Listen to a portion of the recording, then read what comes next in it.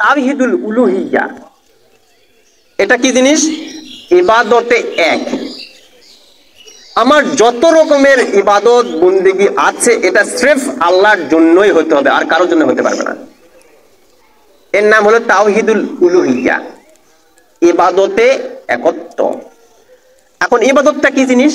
ইবাদত মানে হচ্ছে সুপ্রিম কোয়ালিটির আত্মসমর্পণ, মানে সর্বোচ্চ পর্যায়ের নতজানু হওয়া, বিনয়ী হওয়া।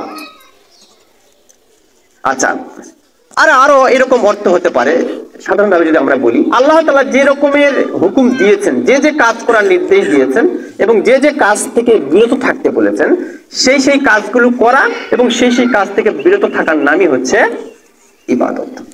অর্থাৎ যে কাজ করলে আল্লাহর নেকি পাওয়া যায়, যে কাজ না করলে আল্লাহর নেকি পাওয়া যায়, এর সামষ্টিক নামই হচ্ছে ইবাদত। এই ইবাদতটা সির্ফ আল্লাহর জন্য হতে হবে, আর কারো হতে পারবে না। যেমন প্রার্থনা, দোয়া, এটা একটা ইবাদত। যেমন আল্লাহ রাসূল বলেছেন, আদ-দুআউ হুয়াল ইবাদা, দোয়াটাই হচ্ছে ইবাদত। এখন এই দোয়াটা আমি কার কাছে করব? সির্ফ আল্লাহ ছাড়া আর কারো কাছে করতে পারবো না।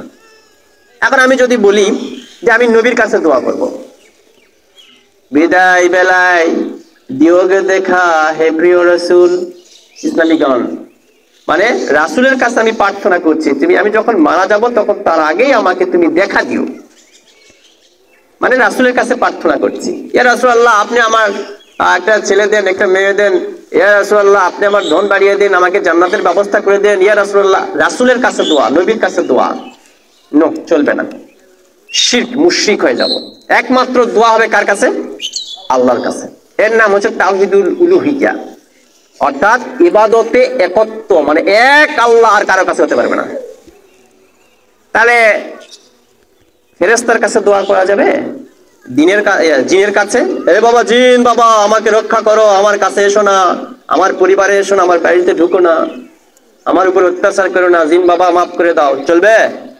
এখন আমি যদি বলি যে শিয়াল বাবা, তুই তো আমার খিরাগুলা সব খেয়ে ফেললি, আর খাস না রে, বলা যাবে?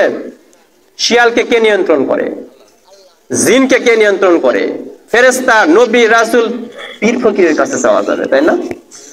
বাবা এখানে শুয়ে আছে, বাবা তুমি আমাকে একটা সন্তান দাও, তোমার দরবারে আমি এটা দিলাম।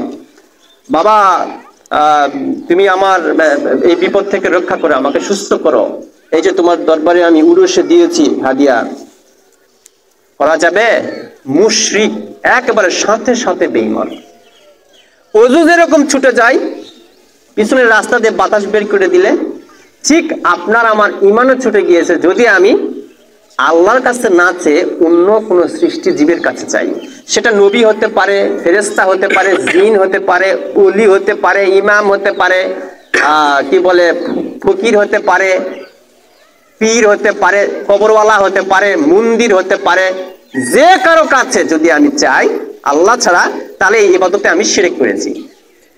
2 নাম্বার, সাজদা। আমি যখন আমার স্কুলে যাই, দাউদপুর হাট প্রাইমারি স্কুলে, তখন ওখানে একটা সাবুত পীরের দরগা আছে। আমি দেখি হিন্দু কি মুসলিম কি সবাই নতজানু হয়। আমি নিজে চোখে দেখেছি ওই কবরে যায় মানুষ সিজদা হয়।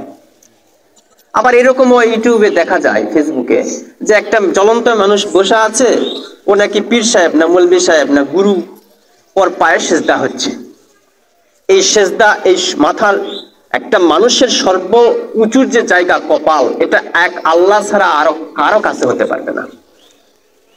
যার কারণে এই যে কদমবুসি আগে প্রচলন ছিল না, কদমবুসি বুঝেন, মানে পায়ে চুমা খাওয়া। সেটা মা হতে পারে, বাবা হতে পারে, পীর হতে পারে, আলেম হতে পারে, ইমাম হতে পারে, যে কেউ। এই কদমবুসি করাও হারাম। কেন? এটা তোমার মাথা নিচু করতে হয়, আর এই মাথা একমাত্র এই কপাল, এটা আল্লাহ ছাড়া আর কারোর জন্য নিচু হবে না। আল্লাহ এটা পছন্দ করে না। যার কারণে জানাজার সালাতে কখনো আপনার রুকু সিজদা করেছেন? নাই। কেন নাই? সামনে একটা লাশ আছে। কেন মরা লাশের সামনে যদি সিজদা করা যায়, তাহলে জীবিত মানুষের সামনে সিজদা করা যাবে না? আমরা তো যুক্তিবাদী, যুক্তি পেশ করব। এই জন্য আল্লাহ ওটা চান নাই। তাহলে সাজদা একমাত্র আল্লাহ ছাড়া আর কারো কাছে হতে পারবে না। কোনো কবরে নয়, কোনো মন্দিরে নয়, কোনো দুর্গা দেবীর সামনে নয়, কোনো জীবিত মানুষের সামনে নয়, জিনের নয়, ফেরেশতা নয়, নবীর নয়, কারো সামনে হতে পারবে না। স্রেফ আল্লাহর জন্যই শুধু সেজদা হবে। সেজদা এটা ইবাদত, এটা আল্লাহর প্রাপ্য। এটার নাম হলো তাওহীদুল উলুহিয়্যা, ইবাদতে একত্ব। এরকম আরো আছে জবাই। আল্লাহ ছাড়া আর কারোর নামে জবাই হতে পারবে না। বাবা তোমার নামে এটা দিলাম, দুর্গার নামে এটা দিলাম, মুখ ফকিরের নামে এটা দিলাম, নামে জবাই হতে পারবে না। স্রেফ যখন আমরা জবাই করি তখন কি বলি? বিসমিল্লাহি আল্লাহু আকবার। বিসমিল্লাহ মানে আল্লাহর নামে শুরু করছি, আল্লাহু আকবার, আল্লাহ বড়, সবচেয়ে বড়। অন্য কোন নাম দিয়ে যদি জবাই করি চলবে? মুশরিক হয়ে যাবেন। উৎসর্গ, এই এই এই এই ষাঁড়টা আমি আমার ওই দরবারে উৎসর্গ করে দিলাম, অমুক পীরের নামে, অমুক ওলির নামে, অনেক কুতুবের নামে, অমুক মন্দিরের নামে, হারাম। এই উৎসর্গ একমাত্র আল্লাহর জন্য হবে। ঠিক এরকমই মান্যত, বিশেষ করে আমাদের মেয়েদের মধ্যে মান্যতের রোগটা বেশি আছে। এক নম্বর কথা হচ্ছে মান্যত আল্লাহ ছাড়া আর কারো নামে হতে পারবে না, আর কারোর জন্য হতে পারবে না, আর কোথাও হতে পারবে না। দুই নম্বর বিষয় হচ্ছে যে মান্যতের বিষয়ে রাসূল সাল্লাল্লাহু আলাইহি ওয়াসাল্লাম নিরুৎসাহিত করেছেন, মানে উৎসাহ দেন নাই। তিনি বলেছেন মান্যতের মাধ্যমে কৃপণের ধন বের করা হয়। কৃপণ তো দান করতে চায় না, ও যখন বিপদে পড়ে তখন ও কি করে যে আল্লাহ তুমি আমার যদি এই রোগটা সারিয়ে দাও তাহলে আমি তোমার জন্য 100 টাকা মান্যত করলাম। কৃপণের ধন, আপনার আমার ভাগ্য কখন লিখিত হয়েছে? পৃথিবী সৃষ্টির 50,000 বছর আগে। নবীজি বলছেন তোমার ভাগ্যে যা আছে তাই ঘটবে। কৃপণের সম্পদ বের করার উপায় হচ্ছে মান্যত। তার মানে নিরুৎসাহিত করেছেন, তোমার ভাগ্যে যা আছে তাই ঘটবে, একটু এদিক ওদিক হবে না।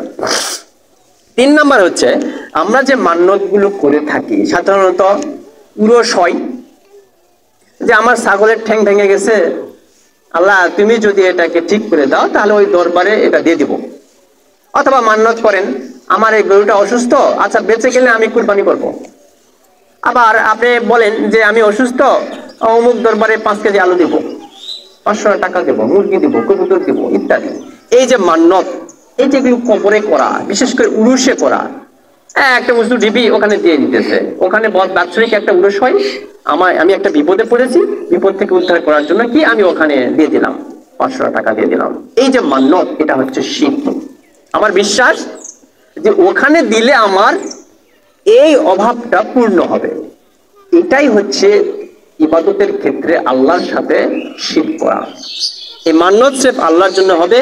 এবং মান্যতের বিশেষ করে এই যে উরুষ কেন্দ্রিক, যে কবর কেন্দ্রিক যে দান খয়রাতগুলো, দরগা কেন্দ্রিক যে দান খয়রাতগুলো, এগুলো মূলত মুশরিক হয়ে যাওয়ার রাস্তা। আমার বিশ্বাস আমি চলে যাচ্ছি মহাস্থানগড়, গাড়ি গুড়ি ব্যান্ডে নিয়ে, একটা ডেক্সি ডুক্সি ব্যান্ডে নিয়ে, একবার খড়ি ব্যান্ডে নিয়ে চলে যাচ্ছে মহাস্থানগড়। ওখানে এটা মান্যত করলে আমার সন্তান চলে আসবে, আমার ছেলে হবে, আমার রোগ ভালো হবে, আমার বিপদ থেকে উদ্ধার হবে, আমার ছেলের চাকরি হবে, ব্যবসা হবে ইত্যাদি। এগুলো মানুষের বিশ্বাস। তাহলে আপনি মহাস্থানগড় থেকে শুরু করে চাংলা পর্যন্ত কি একটা কবর ছিল? হাজার হাজার কবর টেঙ্গে আপনি ওখানে গেছেন, কেন গেছেন? তার মানে আপনার বিশ্বাস জন্মেছে যে ওখানে গেলে, ওখানে দিলে, ওখানে মান্যত করলে, পূরণ করলে আমার কাম হয়ে যাবে। আর একটা আগরবাতি দিলেই কাম হয়ে যাবে, একটা মোমবাতি দিলেই কাম হয়ে যাবে। কবরে যে লোকটা শায়িত আছে ওর কি মোমবাতির দরকার আছে? আপনি যখন সিঁড়িতে উঠবেন তখন এই লে আগরবাতি লে, এই মোমবাতি লে, দে দে। আশ্চর্য হয়ে যায়। আমি নিজে গিয়েছি তো, দেখার জন্যই গিয়েছি।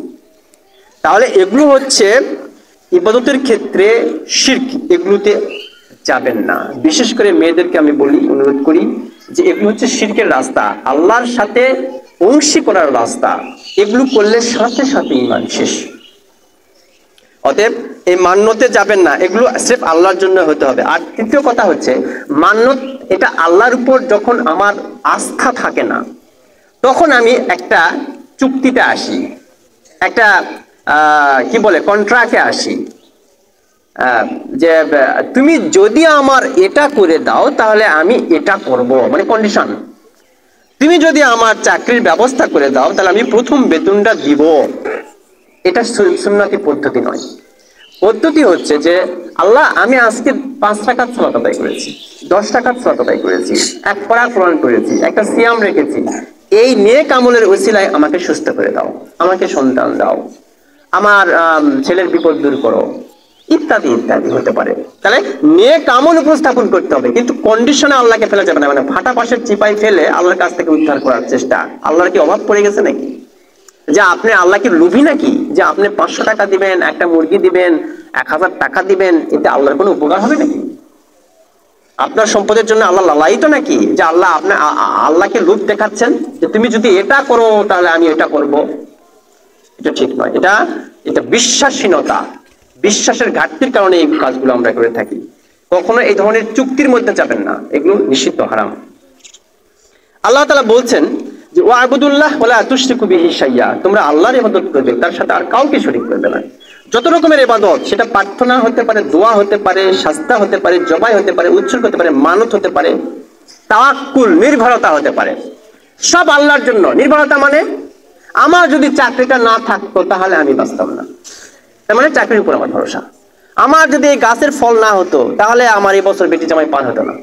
আমার যদি পুকুরটা না থাকতো তাহলে আমার দিন যেত না। এই যে তাওয়াক্কুল, ভরসা, আমার এই দোকানটা না থাকলে আমি না খায় মরতাম। এই যে নির্ভরতা, এটা সির্ফ আল্লাহর জন্য হতে হবে, যে আল্লাহ আমাকে এই মাধ্যম দিয়ে পাঠাচ্ছেন, এটা বিশ্বাস করতে হবে। যদি আমি এটা অন্য কারোর উপরে ভরসা করি, সেটা দোকান হতে পারে, গরু হতে পারে, মাছ হতে পারে, পুকুর হতে পারে, জমি হতে পারে, চাকরি হতে পারে, তাহলে আমি মুশরিক। অর্থাৎ নির্ভরতা এটা একটা ইবাদত, ভরসা করা এটা একটা ইবাদত, এটা সির্ফ আল্লাহর উপর হতে হবে, আর কারোর উপর হতে পারবে না। আমি এই সংক্ষিপ্ত আলোচনায় যেটা বোঝানোর চেষ্টা করলাম যে আল্লাহর একত্ব, তার মানে সৃষ্টি প্রতিপালন একমাত্র আল্লাহ করেছেন, এটা বিশ্বাস করতে হবে। 2, আল্লাহর যে গুণবাচক নাম আছে তার সাথে আমি কাউকে অংশী করবো না, আর কাউকে সমকক্ষ করবো না। 3, যত রকমের ইবাদত আছে সির্ফ আল্লাহর জন্য। আমার সন্তান দরকার, আমি আল্লাহর কাছে চাইবো। আমার সুস্থ দরকার, আমি আল্লাহর কাছে চাইবো। আমি জবাই করব, মানত করব, যা কিছু ভরসা করব, যা কিছু করব, সির্ফ যত রকমের ইবাদত সব আল্লাহর জন্য হবে। এটার নামই হচ্ছে তাওহীদ। এই জ্ঞানটা বেশিরভাগ মানুষের না থাকার কারণেই আজকে আমরা মুশরিক হয়ে চিরকালের জন্য জাহান্নামী হয়ে বিদায় নিতেছি দুনিয়া থেকে। আল্লাহ যেন আমাদের সবাইকে এই মৌলিক জ্ঞান অর্জনের তৌফিক দান করেন, আমিন।